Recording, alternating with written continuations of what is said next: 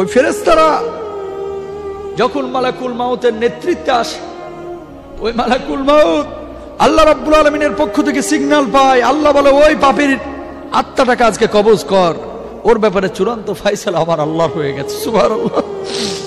মালাকুল মাউতের হাতে একটা শলাকা থাকে, লাঠি থাকে, যে লাঠির মাথার মধ্যে থাকে শলা।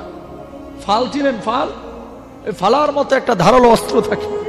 ওই লাঠির চতুর্দিকে এরকম খাঁজ খাঁজ খাঁজ খাঁজ কাটা যুক্ত করে দেন আল্লাহ সুবহানাহু ওয়া তাআলা। আল্লাহু আকবার। মালাকুল মাউত 12টা চোখ বিশিষ্ট ভয়ঙ্কর একটা রূপ নিয়ে ওই ব্যক্তির কাছে আসে। প্রিয় ভাইরা আমার, এই মৃত্যু কোন রাতে আসবে অথবা সকালে আসবে, দুপুর আসবে, হুট করে চলে আসবে, আপনি টের পাবেন না। ওই মালাকুল মাউত যখন 12টা চোখ নিয়ে এত বড় একটি লাঠি, যেটার মধ্যে কণ্টকাকীর্ণ, যখন এই কাঁটাযুক্ত লাঠি শলাযুক্ত ফালা নিয়ে আপনার কাছে হাজির হয়ে যাবে, মানুষটা যখন মালাকুল মাউতকে দেখবে তার কলিজার মধ্যে থরথর করে কাঁপুনি তৈরি হয়ে যাবে। আল্লাহু আকবার। 500 ফেরেশতা তাকে ঘিরে বসবে। মালাকুল মাউত বলবে, আল্লাহর দুশমন, তোর সময় হয়ে গেছে, কিভাবে তুই তোর জীবনটাকে কাটাইলি? আজকে আল্লাহ রাব্বুল আলামিন তোর কাছে আমাকে পাঠিয়েছে, এখন চলে যেতে হবে তোকে আল্লাহর কাছে। ওই মানুষটা যখন বুঝতে পারবে যে মালাকুল মাউত আমার কাছে হাজির হয়ে গেছে, ওই মালাকুল মাউতকে বলবে, মালাকুল মাউত আমার নিস না, হাত্তা ইযা জাহাদুমুল মাউত ক্বালা রাব্বি রজিউন। আমি 60 বছরের জিন্দেগিতে নামাজ পড়লাম না, আমি 60 বছরের জিন্দেগিতে রোজা করলাম না, করোনা এসেছিল, আমি নামাজের জন্য ওয়াদা করেছি, নামাজ পড়ে নাই, মালাকুল মাউত আমার নিস না। মালাকুল মাউত এবারের মতো ছেড়ে দে, মাত্র 2টা বছর আমার সময় দে। আল্লাহ রাব্বুল আলামিন তখন বলবে, লাআল্লি আমালু সালিহান ফীমা তারাকতুকাল্লাহ। না বান্দা, তোর অনেক সময় দেওয়া হয়েছিল, তুই তোর জীবনটাকে আল্লাহর পথে ব্যয় করিস নাই। ও ভাই, যখন ওই 500 আগুনের তৈরি চাবুক দিয়ে ওই ব্যক্তির উপরে যখন বেঁধে ফেলা হবে, ওই ব্যক্তিকে যখন আঘাত করা হবে, এক একটা আঘাত মনে হবে সারা পৃথিবীর সমস্ত আগুনের উষ্ণতা সেখানে ঢুকে গেছে। আল্লাহু আকবার। ওই মালাকুল মাউত ওই বান্দাকে তখন বলবে, না আজকে তুই বাঁচতে পারবি না, আমার আল্লাহ তোকে বলেছে নিয়ে আসতে, আমি এক্ষুনি নিয়ে চলে যাব। ওই শলাকা আর কাটা যুক্ত সেই বগর, সেই লাঠি ওই ব্যক্তির শরীরের মধ্যে ঢুকিয়ে দেওয়া হবে। যখন কাটা যুক্ত ওই লাঠি, ওই শলাকা ফালা যখন তার কলিজার মধ্য দিয়ে বিদে বিদে ফিরে ফিরে যাবে, তার রূপটা কবজ হবে না, মাথা থেকে পা পর্যন্ত মালাকুল মাউত বারবার টানাটানি করবে। সে বলবে, মালাকুল মাউত আর সহ্য করতে পারছি না, মালাকুল মাউত।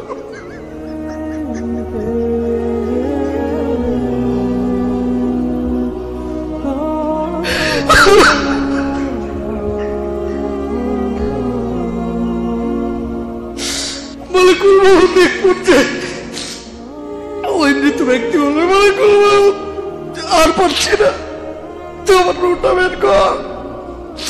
বলবে, বান্দা তুই কি জানতি না, আগে যে আল্লাহ জানাইছিল যে পাপে জীবন নিয়ে কবরে কেউ আসিস না, হাক্কা তুকাতিহি ওয়ালা তামুতুন্না ইল্লা ওয়া আনতুম মুসলিমুন।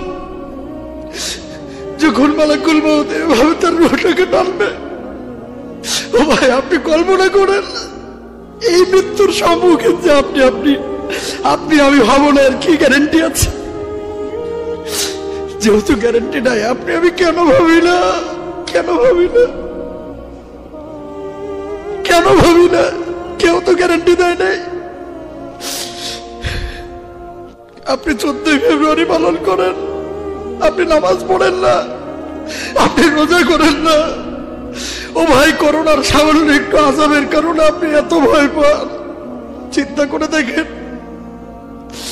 একটা খেজুর গাছকে যদি আপনার মুখের মধ্যে দিয়ে ঢুকিয়ে দেওয়া হয়, ওই খেজুর গাছের কাঁটাগুলো যখন আপনার শরীরে বিঁধে যাবে, তারপরে যদি আপনার ওই খেজুর গাছের কাঁটাগুলিকে আপনার শরীর থেকে টেনে বের করা হয়, আপনার নাড়ি ভুঁড়ি কলিজা সব চূর্ণ বিচূর্ণ হয়ে যাবে। আপনি এতটা নিশ্চিত কেমনে হয়েছে? এতটা নিশ্চিত আপনি কেমনে হন? আপনি আপনার সন্তানকে বাঁচাবার জন্য মশারি টাঙায় দেন, মশার কয়েল জ্বালায় দেন, ওই সন্তান যখন আপনার সামনে দিয়ে জাহান্নামে যাবে, আপনার কি কলিজা আঘাত লাগবে না? লাগবে না? তাহলে ওই সন্তানকে জাহান্নামের আগুন থেকে বাঁচাইতে হবে না? ওই বাপকে জাহান্নামের আগুন থেকে বাঁচাইতে হবে না? কি করতে হবে ভাই? আসুন না আমরা সুন্দর জীবন যাপন করি, আল্লাহ যেভাবে বলেছে সেভাবে চলি, নবী যেভাবে বলেছে সেভাবে চলি। কেউ তো আমাদেরকে গ্যারান্টি দেয় না, কেউ গ্যারান্টি দেয় নাই। আমার নবীর যখন রূহটা কবজ হচ্ছে বলতেছে, আয়েশা গোটা উহুদ পাহাড় যেন মালাকুল মাউত আমার বুকের উপরে চেপে ধরেছে। আল্লাহু আকবার। আল্লাহর নবীর রূহ কবজের সময় যদি এরকম হয়ে থাকে, আপনার আমার রূহ কবজের সময় কি হইতে পারে প্রিয় ভাইরা? কি হইতে পারে? মুহাদ্দিসিনরা বলছেন, যখন রূহটা কবজ করা হবে, একটা বেলুন ফুলাইলে যখন বেলুনটা চাপ মারা হয় দেখবেন বাতাসগুলো একদিকে সরে যায়, আবার আরেক দিকে চাপ মারা হয় তখন বাতাস আরেক দিকে সরে যায়। যতক্ষণ পর্যন্ত বেলুনটা না ফেটে যায় ততক্ষণ পর্যন্ত কিন্তু বাতাসগুলো বের হয় না, তাই না? জালেম যে অপরাধী, যে তার রূহটা যখন কবজ করা হবে তখন গলা দিয়ে চাপ মারা হবে, রূহটা পায়ের দিকে দৌড় দিবে, বের হতে চাইবে না। আবার পায়ের দিকে চাপ মারা হবে, গলার দিকে চলে আসবে, বের হতে চাইবে না। আবার চাপ দেওয়া হবে। এক পর্যায়ে যখন তার নির্ধারিত সময় চলে আসবে, তার পায়ের আঙ্গুলি ছিদ্র করে ওই রূহটা বাস্ট হয়ে ফেটে বের হবে। আল্লাহু আকবার।